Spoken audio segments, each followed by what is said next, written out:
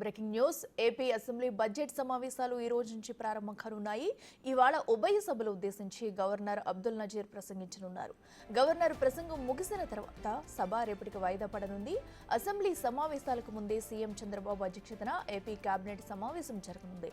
ఈ సమావేశంలో పలు ప్రతిపాదనలకు ఆమోదం తెలపనుంది మంత్రివర్గం.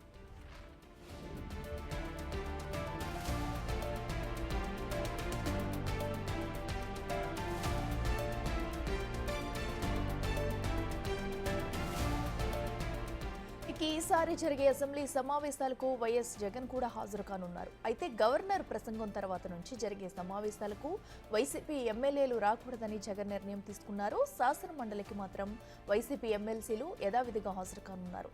దీంతో శాసనసభలో బడ్జెట్పై పెద్దగా చర్చ జరిగే అవకాశం లేనట్లే కనిపిస్తుంది.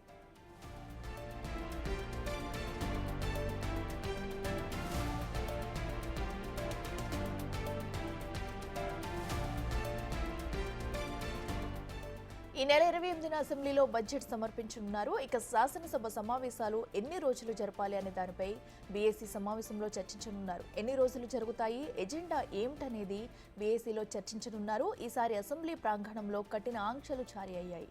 అసెంబ్లీ ప్రాంగణంలో రాకపోకలు, ప్రవేశాలపై కట్టుదిట్టమైన నిబంధనలు ఉన్నాయి.